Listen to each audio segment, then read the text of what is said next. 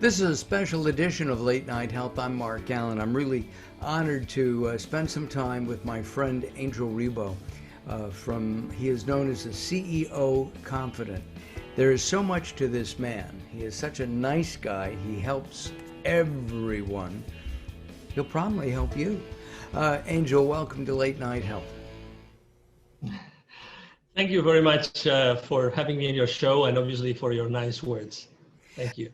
It's a pleasure to be here. Yeah, thank you. Tell me, you got a sign back there. Give me a break 2020. How do we do that? I want a break right now. I want the old normal back. Okay, it's very simple. You just have to help yourself to create it again, which is easier said than done, right? But yes, so it was actually three weeks ago I started to post, and I posted this with different visuals, but I started to post online. As you know, I'm very active on LinkedIn because that's where my audience is. And I started to actually post, give me a break 2020, right? Because I definitely was listening to my audience and everybody was saying the same thing. I wish. But it is what it is. It's what we have, and that's what we have to deal with. So I started to post this, give me a break, and definitely let's say that a lot of people liked it when I did it. So in order to answer your question, let me tell you something. So the first thing is probably, why don't you start analyzing yourself? Where does this break need come from? Why do you need it? What are those things that are inside of you that make you think that you need the break? I'm not saying I don't have that need. And actually, I think that one of the main reasons why I was posting this so many times is because I personally am the first one needing a break. But what I would recommend, and I would have been recommending to my business partners and clients, is what is inside of you, which is actually shouting, like screaming, I need a break, I need a break. What's that thing? So what is that resistance being built? That's how I like to describe it. What is that resistance being built that you need to explode? I remember when I was in middle school, you probably remember that too, we were studying that concept of entropy, which is the level of disorder of a particular system.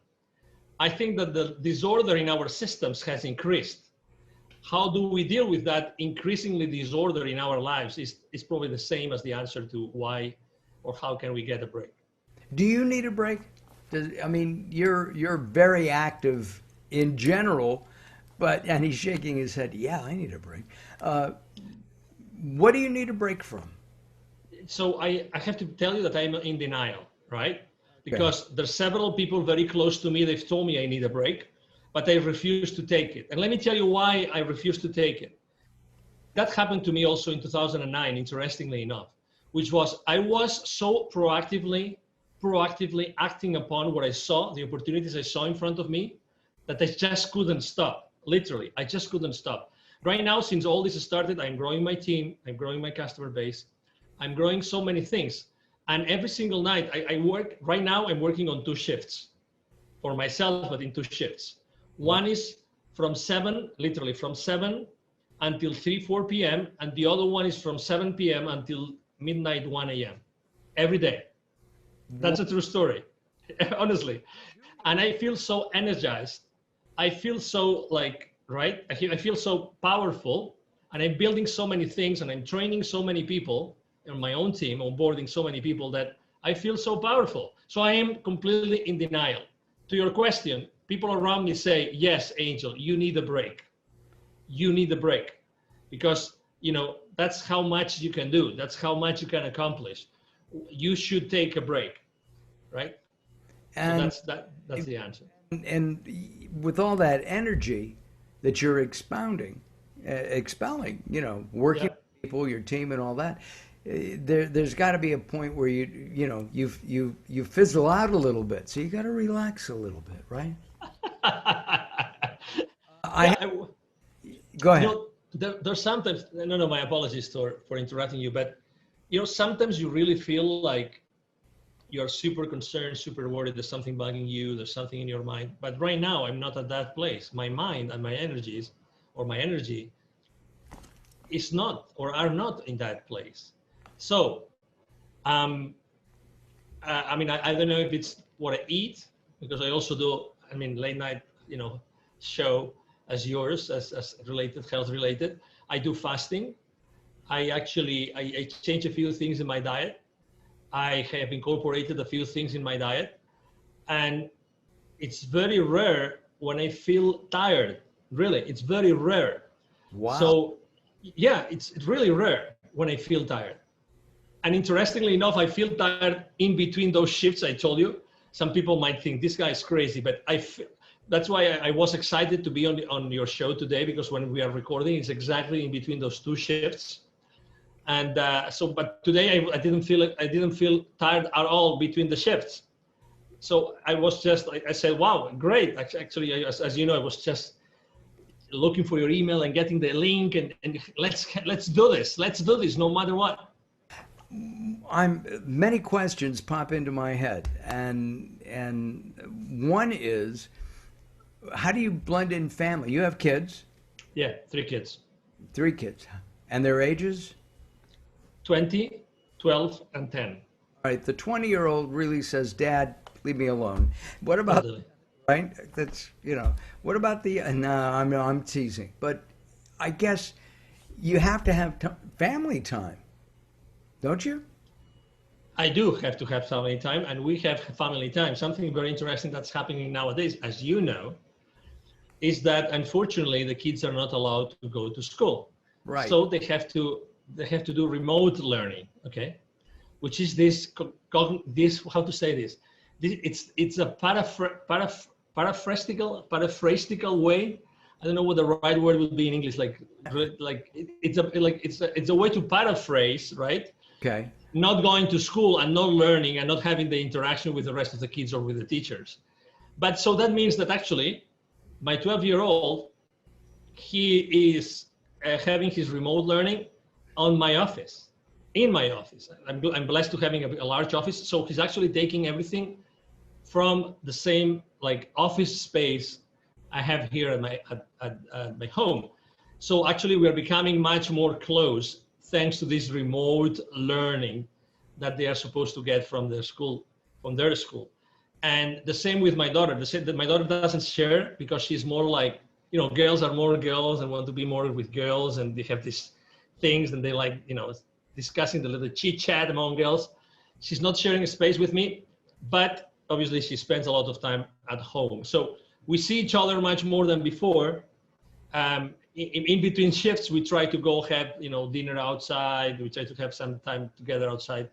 And over the weekends, obviously, we spend a lot of time together. Again, we have really decreased the amount of activities we do outdoors for obvious reasons.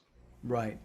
Are you afraid that your kids, as they grow up, and they're spread out over, a couple of years there, from your 20-year-old down to your 12-year-old, that they're going to miss some kind of relationship? Look, kids, at 12 years old, your daughter goes to school, she hugs her best friend. Next week, she's got a new best friend, and she hugs that one.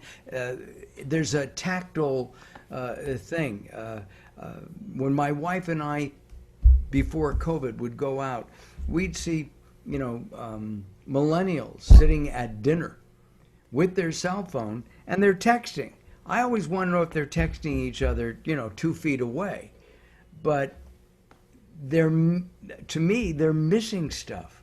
When we go out, when we used to go out, we talk. And it's, even though Zoom and Skype and the other up and coming teleconferencing apps are important, and I live on Zoom, as I know you do. Aren't we missing something in that one-to-one approach? Yeah, one thing is that we're missing something. Definitely the answer to your question, I would say from my point of view, is we are missing something. But at the same time, pre-COVID, right? March, the last time that, that the kids were allowed to go to school, right? So up until March, they were very active socially. So, there was nothing missing there. We've been now 5 months without, right? 5 months, or now it's going to be 6, with all this inability to go back to school, to the buildings. So I don't think that these 6 months have actually done, or in the long term, or even in the midterm, are going to do anything wrong to the kids. Because I don't think it's long enough.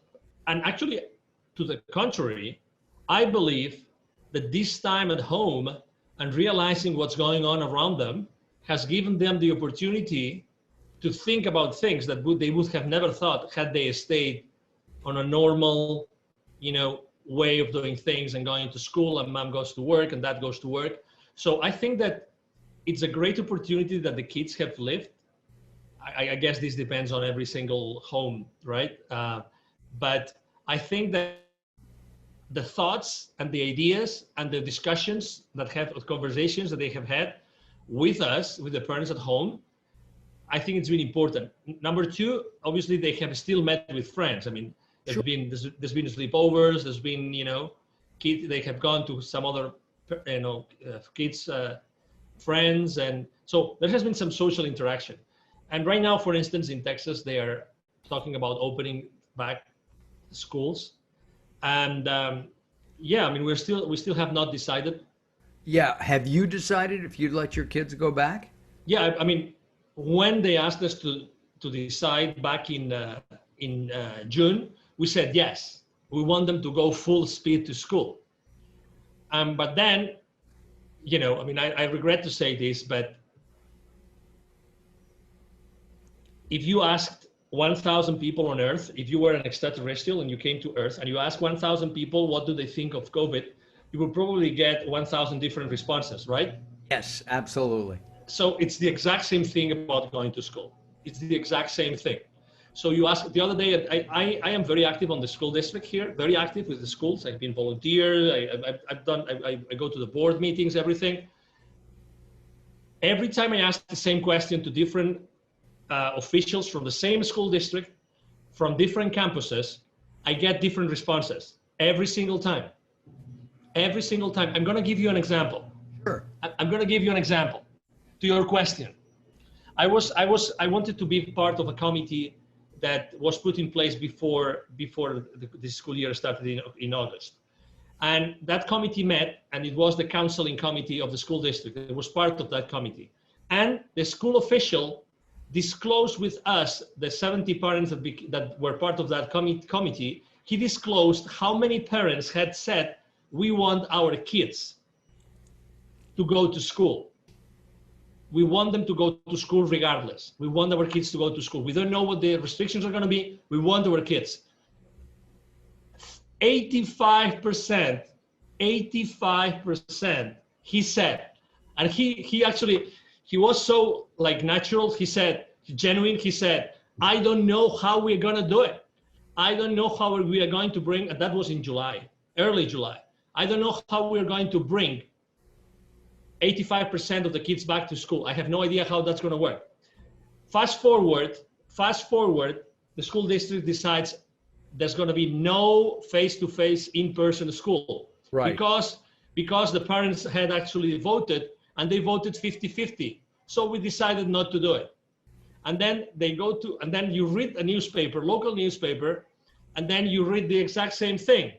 50% of parents said, yes, we want our kids to go to school. 50% said no.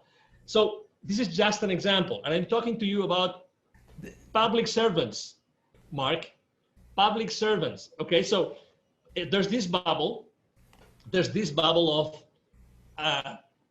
common, I'm not going to say consciousness, common knowledge, right, created by, organizations, by media of all kinds of media, right? So there's this bubble, and we all try to get information and to download information from that bubble, okay? So, oh my God, where do we live? What's the reality that we are living in, Mark? There's one word that comes to mind, Angel, and that word is confusion. Right? Because we don't know. If my kids were of school age, I don't honestly know what I would do. And I really don't. I don't know if I would send them to school because it's scary, right? I have a friend whose wife was working. She came down with what she thought was a cold, got a test, took 3 days or 4 days to get that test back. She has COVID. He has, what does he do, right? How does he not help spread it? Somebody's got to go to the market. And it's hard to get delivery. Where here in Ventura County, California, where I live, I know that it can be difficult to get food picked up. And frankly, I don't know if I want somebody touching my tomatoes before I touch them. I mean, it's just honest. I think that what happens in a pandemic is that people, as I said, get confused. And at the same time, nobody knows what to do. To me, that's the scariest part. And I think what we have to do is what you teach. Angel and I have been in several different sessions together. And my understanding is you're teaching consciousness rather than confusion. And so in teaching consciousness, being open to people, being open to messages from the universe, God, I think that's important. And I think it may be especially important right now because we need that break. We do need that break. Mm-hmm. Yes, we all need that break. There's confusion, and confusion is how to say this again. Besides posting on "Give Me a Break 2020," I also the most common subject matter I've posted about is building bridges. Right. When you are in the world of business, and I started in Europe, and I've been since then always working like business to business.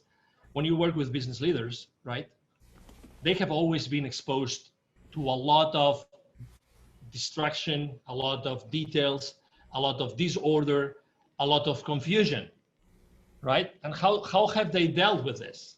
How did they deal with similar situations before this all started? And I think that the response never before is inside of them. You were explaining a specific situation and the challenges behind that situation, right? So my question is, what could we do all together? What can you, Mark, together with me and many other people, what can we do together to put an additional source of clarity in the lives and the minds of these people that are listening to us? What can we do? I think clarity is a great word because we all need clarity.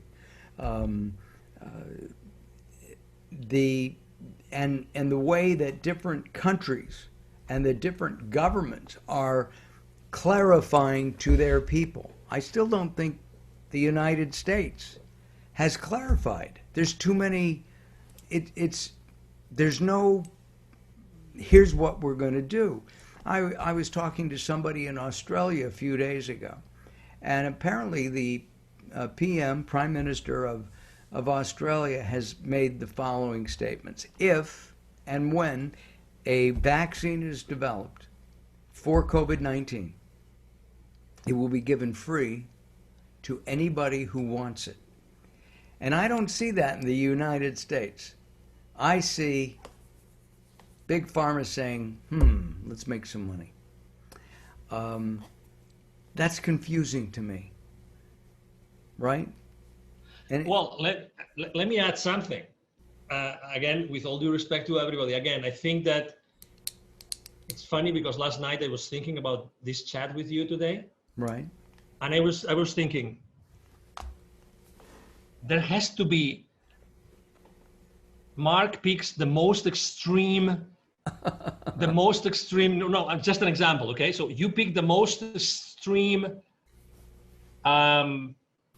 pro-vaccine liberal, blah, blah, blah, you name it. You pick the adjectives. And I pick the most conservative, person in the world, anti-vax, whatever. And I bring it to the table. You bring yours to the table. I bring that person to the table. You bring your person to the table.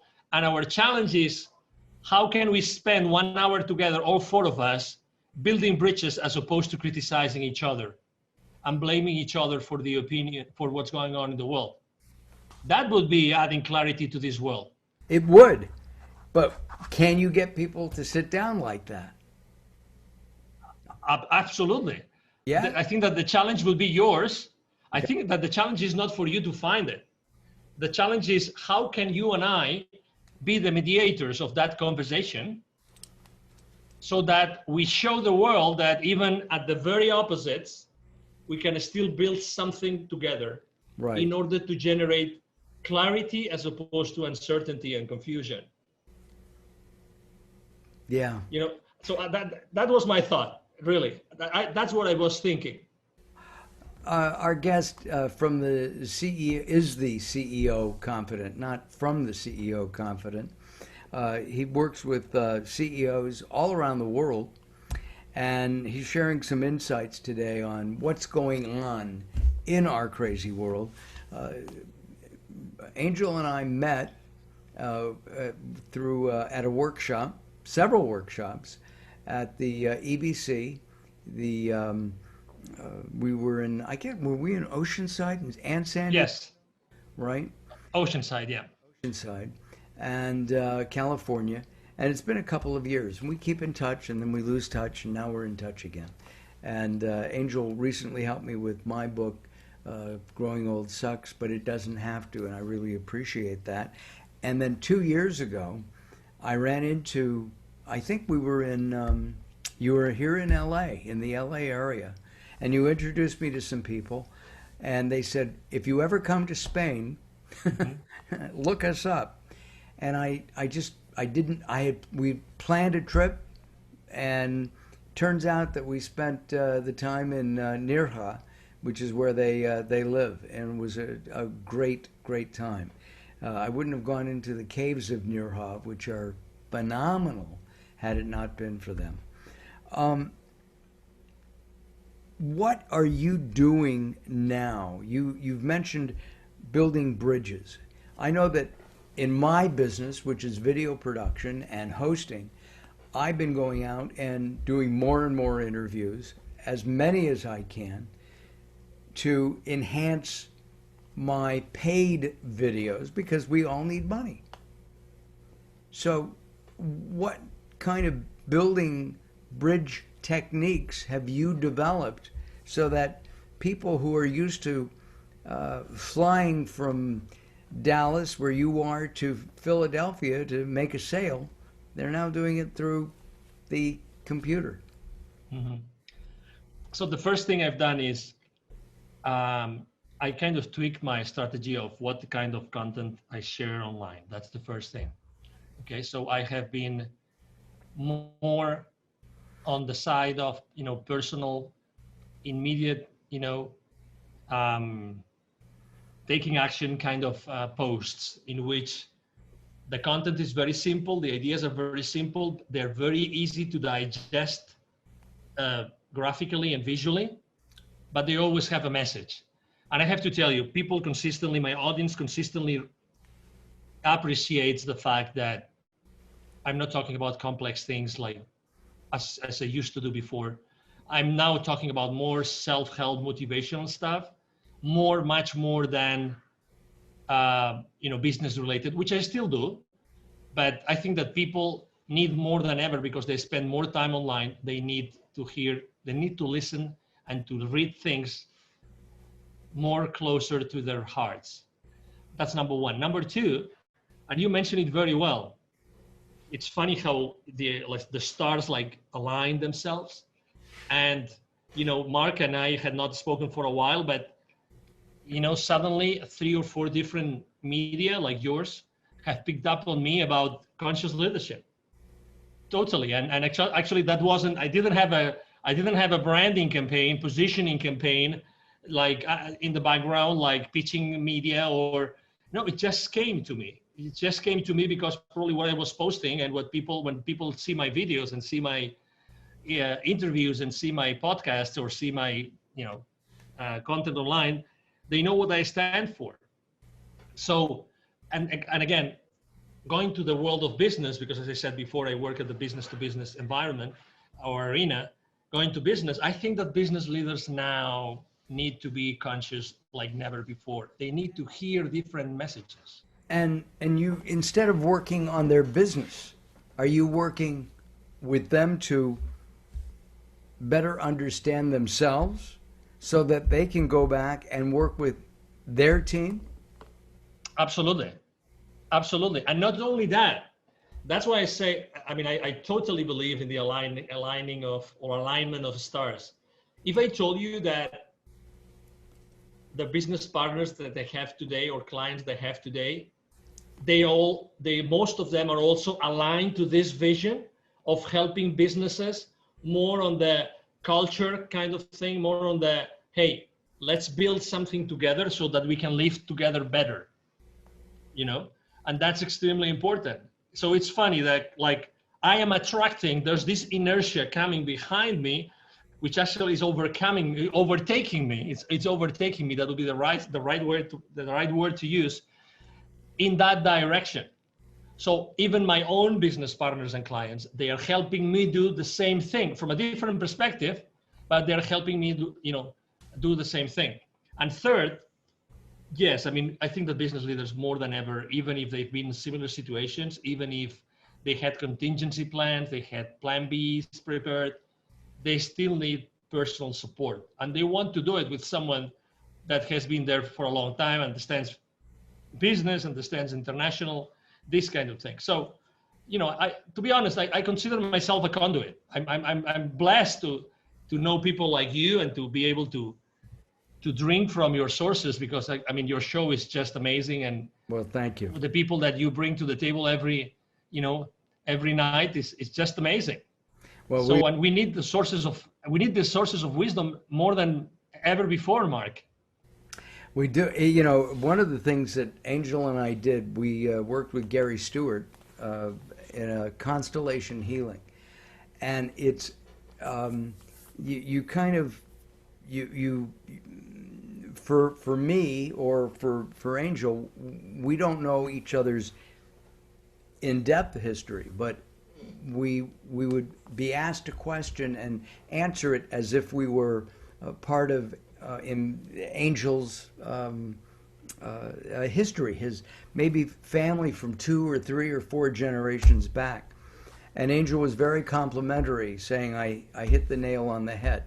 So, and I remember that specifically.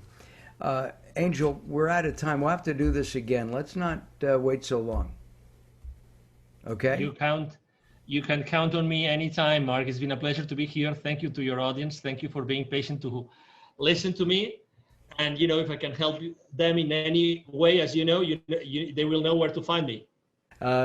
Throughout our time together, we have had Angel's website up underneath, and also his LinkedIn and other social media outlets, because he is active, especially in LinkedIn, but he's active in all of them.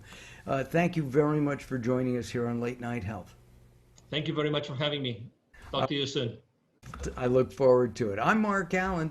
Thanks for watching.